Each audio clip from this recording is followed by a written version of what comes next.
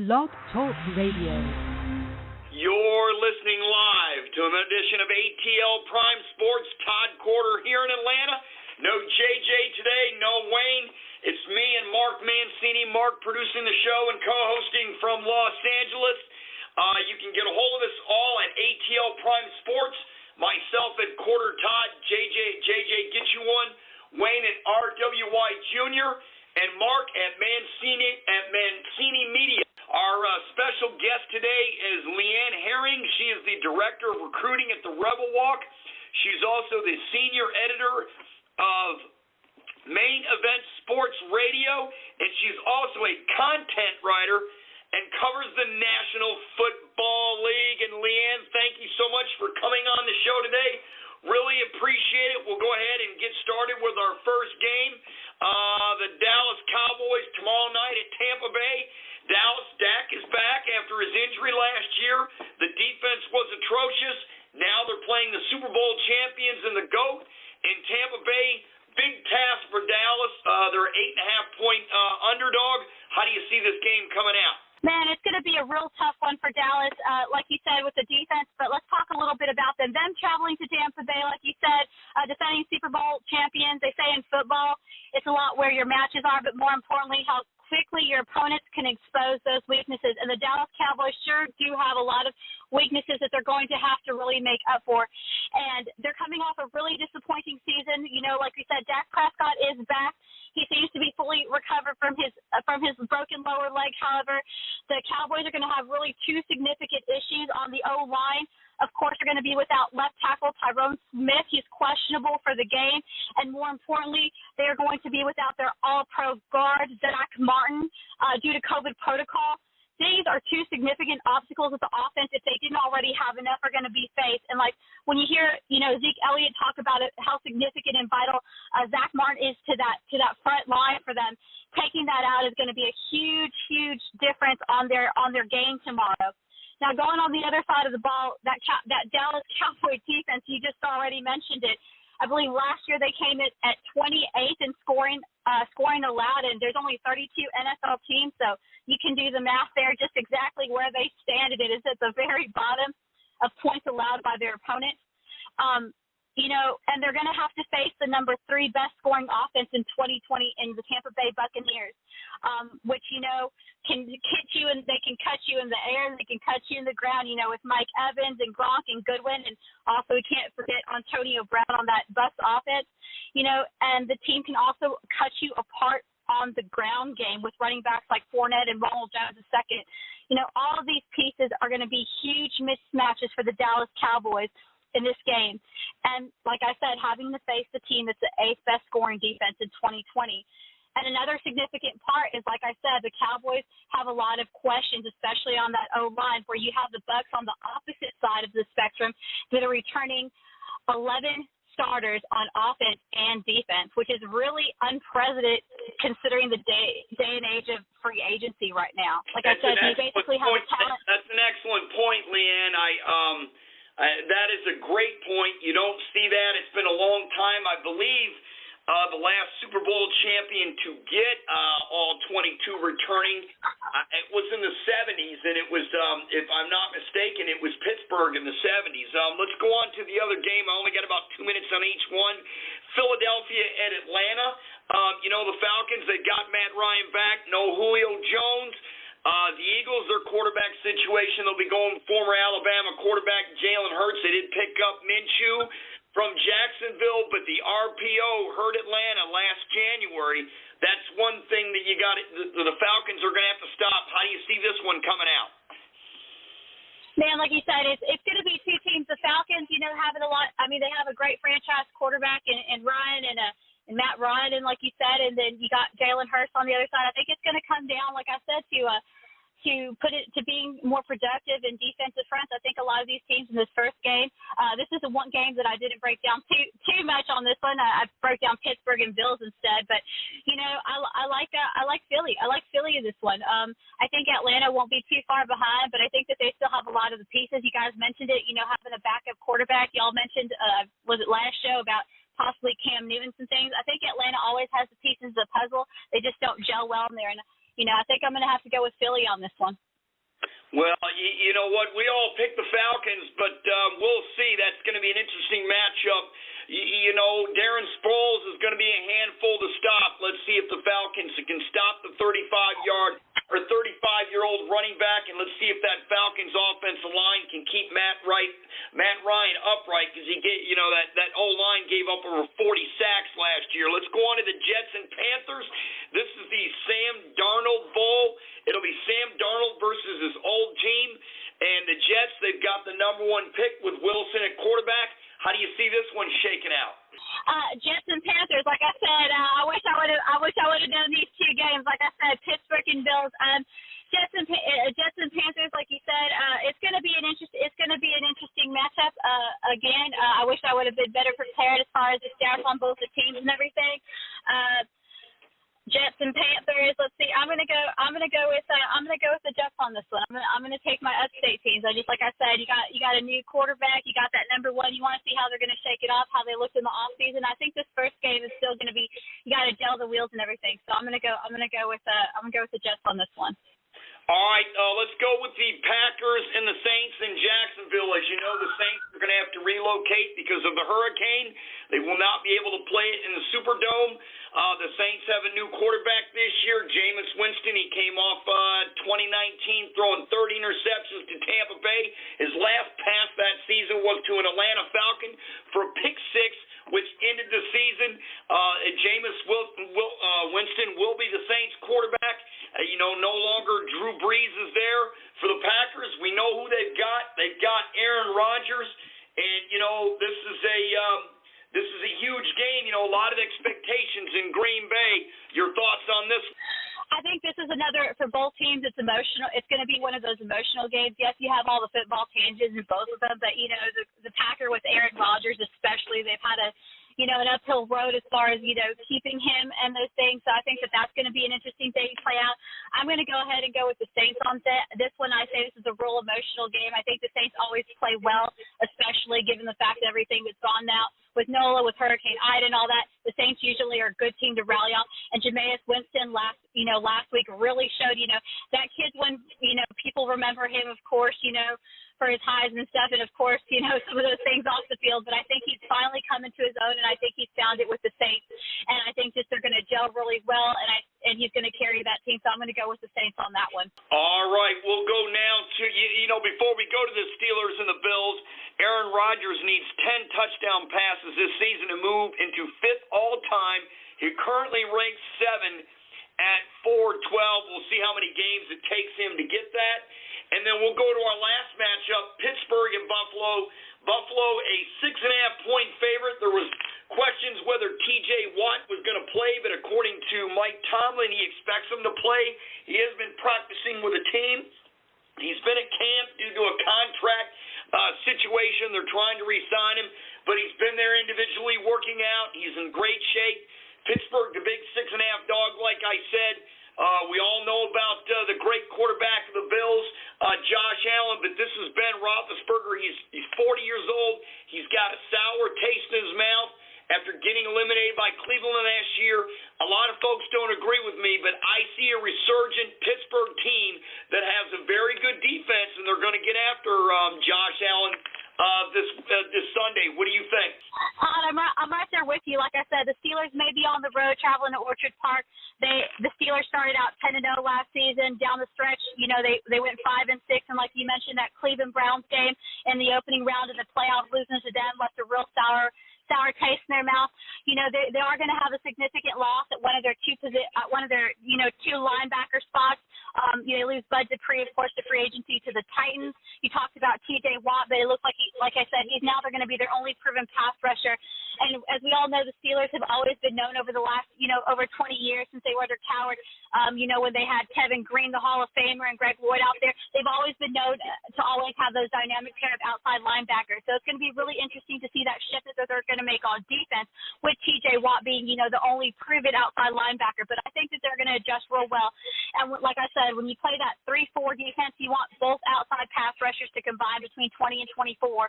And, we talk about that defense, but we also need to talk about the Steelers' upgrade on that offense. When they went out there and they got one of the best running backs last year in the draft in Najee Harris out of Alabama, I think that's going to make them more productive. And it's going to be a big boost because, like I said, last year I believe they were the third worst run offense in the NFL. So, and they do bring that scoring defense. So I think this season they bring a lot, more balance. And you got the Buffalo Bills. You said it. It's all about progression out there in Orchard Park. They took a huge win. They took a huge step in the program, winning their first divisional since '95. Josh Allen took an extremely productive progression. First 2 seasons he went 60 per completion and then last year 69 completion, 37 touchdowns, 10 interceptions. And also the Bills' production on defense is one of the best in the NFL. And the question here is, can the Steelers put enough pressure to keep this game close, and can Ben be able to, be productive behind that rebuilt O-line and make enough plays to pull it off in the end? And I think, like you said, I think that the Big Ben's got a chip on his shoulder. I think that the Pittsburgh Steelers have, put some key components in upgrading on that offense and becoming more balanced, not in just the pass, but in the run. And I think that Ben Roethlisberger showed last season how well he plays in the beginning of the year, and he looked really good on off season. So I know that the Bills are favored, but I'm going to take the points, and I'm going to go a bit of a shocker here, and I'm going to take the Steelers on the road by 6.5. Well, you know what, LeeAnn? Pittsburgh's only had 3 coaches since the early 70s. So this is a franchise that gets the job done. Chuck Noll, obviously, Bill Cowher, and now Mike Tomlin. I'm with you. I think Pittsburgh gets it done, and I know our producer's with you too. He's a Pittsburgh guy. So we'll see about that. We'll see about all these games, and we'll see if the Falcons get off to the right start here against Philadelphia. It'll be an interesting matchup. They're all very interesting matchups. Thanks so much. You did a great job. Thank you for coming on the show today, and we'll talk to you down the road. We'll talk to you about Ole Miss. We'll talk to you about recruiting, and we'll get you back on in the near future, okay? Sounds good. I appreciate y'all.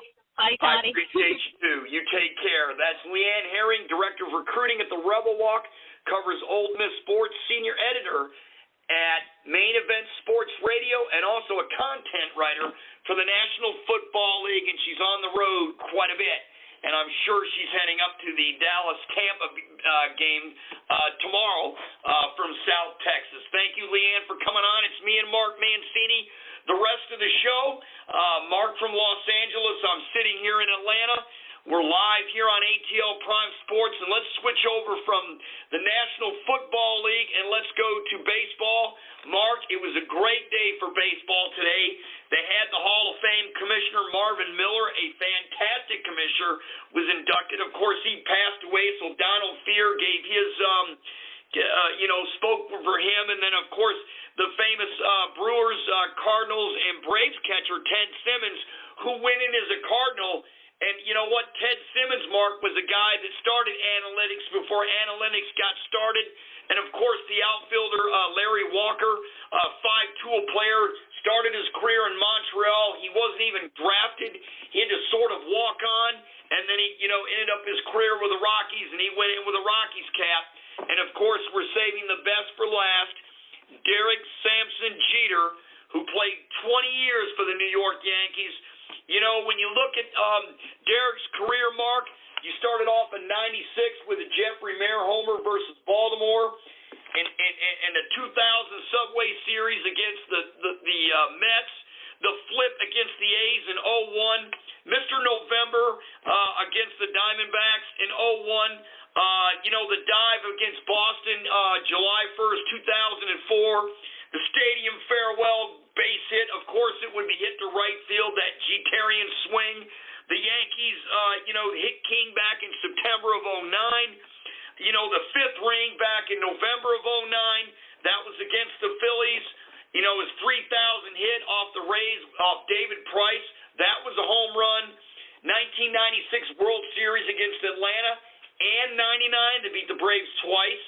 When I think of Derek Jeter, Mark, and I read all these big moments, I think big-time player, big moments, probably the best clutch player I've ever seen to play. Ever see anybody play this game? Your thoughts? Well, I'll tell you the most iconic play that Derek Jeter ever did was, I think, in that 2001 American League Division Series between the Yankees and A's. Right. You know, Oakland held a 2-0 lead in the best of that 5 series, but trailed 1-0 in the 7th inning. When it was known as the flip, when Jeter kind of flipped around and got Giambi coming across, I think that was the most defining play ever for a shortstop in a game like that. And you're right, Derek Jeter. And I've seen quite a few great shortstops over the years, the Ozzie Smiths, you know, and we can, you know, Gary Templetons, and the list can go on, the Bucky Dents. But boy, Derek Jeter had to be unbelievably one of the best I ever saw. Well, I mean, Mark, all the moments, the clutch when the game was on the line, I never saw a player come through like Derek Jeter. And you, both of us have mentioned the flip against the A's in 2001. They were wondering if Jason Giambi was out. I have no doubt Posada made the tag. I mean, to have the instincts to make that play, to come from the shortstop position, come between the pitcher's mound and first base, and down the first baseline between home plate and first base, get the ball and flip it, seeing the throw coming from the right field corner, from Paul O'Neill, that happened to be the last year of his fabulous career with the Yankees, just to be able to have the instincts to pick it up on the one hop and flip it for Posada to make the tag of the plate. I mean, he's just clutch. I mean, we could do a whole show on Derek Jeter, diving in the stands against Boston. We mentioned that. The Jeffrey Mayer home run. I mean, Mark, it's just incredible. And Mark, the way he carried himself in New York, he didn't have one controversy. Not one. Not one. He was pure class. His speech today was tremendous. He thanked his family. And, he emphasized his family in the speech. He said he learned all about baseball from his father and how to behave on and off the field, and I thought it was a wonderful tribute. Well, I know when the time I interviewed him, and the one thing that I pulled from it was he said there's 2 roads you can travel and write. I like to travel the one that's, a lot of people don't travel down. And I think when you see what happens when you're given big money, a lot of things can change you, But this guy was, he was a determined individual who was grounded. I mean, he, when you look at the Yankees back then, you looked at Joe Torre managing them. And I don't care if Don Mattingly didn't play for Joe Torre. I don't even care if you go back to Ron Guidry. I think to a man, and it's nothing to knock the Ralph Houcks and the Showalters and everyone after that. But, when I look at Joe Torre, I think he was the calming influence with the Yankees, and it just carried over to the field. And when you saw all these guys like Mariano Rivera and everything, they just had a calming effect. They just, the earplugs in the ears, the ice in the veins, and they looked at the naysayers like pylons. They just went around them. No doubt about it. I mean, that was an organization, that carried itself with nothing but class. I mean, George Steinbrenner expected the Yankees to play hard, whether it was Game 3 or Game 158. He expects the players to go in, look like ball players, shave. Derek Jeter wasn't shaved today, and he said, and they asked him, he said, you always shaved your whole life, and you always wanted to play for the Yankees your whole life. And he goes, I know. I had to shave every other day with the Yankees. If I didn't, I would hear about it. They said, well, why the beard now? He said, COVID. I just got lazy. I just laughed. It looks like he kept it. And now with his career with the Marlins, I mean, wow. I mean, they made the playoffs last year. It hasn't been a good year for Miami, but I expect that franchise to get better. He's doing a good job. They're getting younger players, and they have an excellent manager, Mattingly. You just need the horses to win.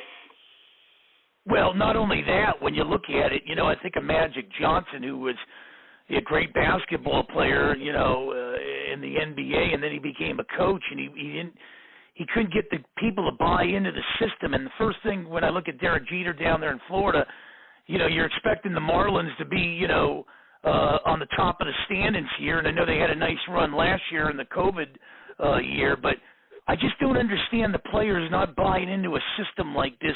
You can absorb it like a sponge when you learn from the Magics, when you learn from the Jeters. I'd be sitting in this guy's office, at least 3 days a week to try to learn more and more and more to be a better ball player. And it's a different ball player, I think, today than it was when these guys played. And it's sad because you can take that and run with it and build on that. Well, there's no question about it. I mean, Derek Jeter, just the way he carried about himself, how he went about in his own business, and he was in charge of that clubhouse. He swung a big stick. It was a silent stick. He was the leader of the Yankees. He was the captain, and the Yankees don't give out captains like they hand out candy. I mean, they don't. And the way, gosh, he got a standing ovation in Fenway Park in Boston. The Red Sox fans, they hate the Yankees, but he carries himself with such class. They can't hate him, and they gave him a standing ovation.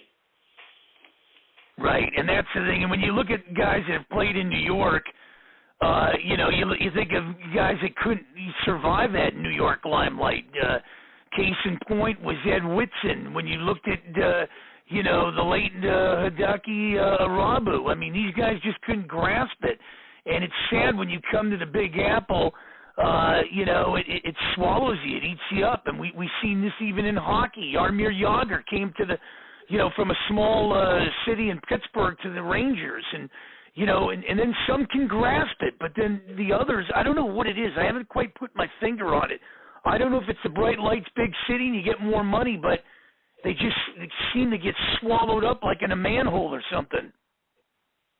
Well, you know what? It was a great day for baseball. There is a lot of pressure playing in New York, and the way Derek did it is the way all players should do it. And, to win 5 championships in your career, and you won at 96. You didn't win at 97. You lost to Cleveland in the division round. You won it 98 against San Diego, 99 against the Braves, 96 against the Braves, 2000 in Subway Series against the Mets.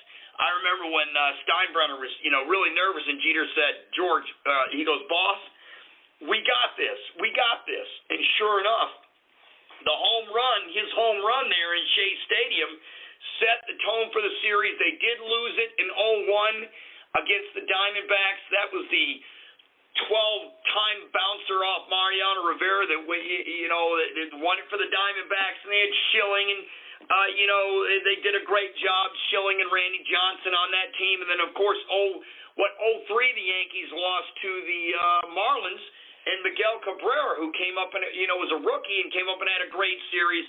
And then, of course, they won it in 2009 against the Phillies. Let's move over from the AL East and Derek Jeter to the NL East and the hometown Atlanta Braves. This race is turning out to be a really good one. 2 in the loss column. That's all that separates the teams. And, we got about, 20-something games to go and change. And the Braves have done a really good job of weathering the storm. At the top of the lineup with Ronald Acuna out, they stuck Ozzie Albies there, and he's been fantastic. The Braves have 6 players with 20-plus home runs this season, and all 4 starting infielders have 20-plus. Freeman, Albies, Swanson, and, of course, Riley. They all have 20-plus homers, and, they've just done a really good job of getting Jock Peterson to fill in. He's got like 16 or 17. They've done a good job piecemealing the lineup in Acuna's absence. Well, they do, but I said this before in quite a few shows, and I'll stick with this. The advantage the Phillies have is they don't have to come out to the West Coast again, and the Braves just came back from the West Coast, and it was kind of dismal getting swept by the Dodgers and pretty much splitting with the Rockies there. But, they go right back out in another week or so. They'll be going to Arizona, San Francisco, and San Diego. So the Phillies can, kind of beat up on these Colorados and, the Chicagos and the Orioles and get the Pirates. But the last week of the season, if the Phillies are within striking distance, they can kind of control it. They'll have the Mets and the Braves there. So I think the Phillies are sitting in a great position now. The only question is, do they have the arsenal to take out the Braves if the Braves have to go 3,000 miles to the west again? Hard to tell. Does Philadelphia end the season against Atlanta? Is that right? I believe they do. I believe they do. The Phillies are 3 back in the loss column. Atlanta's 2.5 ahead. That was my mistake. I thought it was 2 games. But, we talked about the Atlanta bats, but the pitching with Charlie Morton, they just signed him to an extension. Max Fried doing well. Drew Smyly doing real well. Yona coming back from his injury. And, Ian Anderson. So, this is a team that Atlanta happens to win this division, and they're far from it. They could be a surprise in the playoffs. They have starting pitching depth. They have a good lineup. They don't hit for average, but they have a lot of power. And the bullpen is righting itself lately with Jackson and Smith at the end. So, this is a roster that if they do get in the tournament, Mark, they could do well, and we'll have to see. I'm really excited. Like you mentioned, the Braves, they got that big road trip, and they've got 2 with Washington, 3 with Miami, 3 with Colorado. Then go to Frisco, go to Arizona, go to San Diego. Yeah, right. That'll be a big West Coast trip. They do end the season with the Mets. They do have the Phillies on the 28th, 29th, and 30th, right. And they do have the Mets on the 1st, 2nd, and 3rd of October. So we'll see how it works out. Those 6 games are huge. They're all huge now. They all count equally, and it'll be really interesting to see where it all shakes out. We're kind of counting out the Mets. They're 5 back in the loss column, 4 in the standings. What happens if the Mets get within, 3 games in the last part of the season? The division could be decided there. And, Mark, who would have thought, when I look at the race in the National League, who would have thought that that the Phillies are only 2 back for the wild card? That's the stunner. I mean, one of these 2 teams, Mark, if they don't win the division, they can still win the wild card. I mean, San Diego and Cincinnati are virtually tied. San Diego's up on a 1 on the loss column. Heck, St. Louis is only 3.5 out of the wild card, and the Mets are the 4.5 out of the wild card. This is far from decided, my friend. Well, I'll tell you one thing. I don't take a team that's 500 right now very serious, and I'm not taking the Mets serious to get back in this, even though they're, right in the thick of things. There's too many teams you got to catch. So you got to try to win the division if you can, because I think the Padres, it's going to be a lock. I'm going to call it now, and I'm going to tell you, I know a lot of people in Cincinnati and Philadelphia and New York might say, well, wait a minute, but I'm going to tell you right now, the Padres will figure out a way. They got the toughest schedule down the stretch to secure that last wild card. But if the Dodgers drop into that wild card, they're going to have their hands full, because the Dodgers, with a 1 game, the Padres are playing on house money. They don't have the big payroll that the Dodgers got. You got to beat the Padres. You got to get the Giants after that. And let's not kid ourselves. Milwaukee and Philly are going to probably battle it out, or Milwaukee and Atlanta, and Milwaukee can handle either one of those teams. They got horses at the beginning of the rotation. They got 3 guys that can throw darts at the back end of that rotation in the bullpen. So the Dodgers would probably have to go through Milwaukee, and then if you get through all that, you'd have to get through the World Series. So good luck if the Dodgers drop into that wild card. They're going to earn it this year, no doubt about it. Mark, so, 2 points. We got about 2 minutes left, I believe. Here's the thing. Atlanta, the reason they're in first place is they won 13 in a row on the road, and they got hot. They were scuffing around 500. What happens to the Mets without DeGrom? I don't think they're going to do it. All somebody's got to do is get hot here and win about 8 or 9 in a row, and the dominoes fall. That's 1. 2, Mark, thank you for telling me we have a minute left. 2, San Diego has the 8th highest payroll in Major League Baseball. They have the 8th highest payroll. So the Padres have spent a boatload of money. They have pressure to get in the tournament. Yes, the Dodgers, their big payroll, but Mark, they have done so well. They've been so good consistently. They remind me of the Braves in the 90s, and let's see if they can get the second championship. You're right, going through all these tiered playoffs, it's not fair for San Francisco or the Dodgers. They have to play this 1-game playoff. I don't like it. hopefully they'll change it next year. But we will see. We're out of time. Mark, thanks so much for being my co-host today, and, of course, for producing the show for Wayne. And we'll all be back next week. And we'll also we'll have some more guests on the show, and we'll talk some more Major League Baseball. We'll talk college football. We'll talk the NFL. I want to say thank you to all the college football fans that came out to the games this weekend to make life feel normal again. You're the best. Keep doing it. I went to the Louisville Ole Miss game. I'm going to keep going to games. You do too. So for Todd Corder in Atlanta, Mark Mancini in Los Angeles, have a great week, everybody.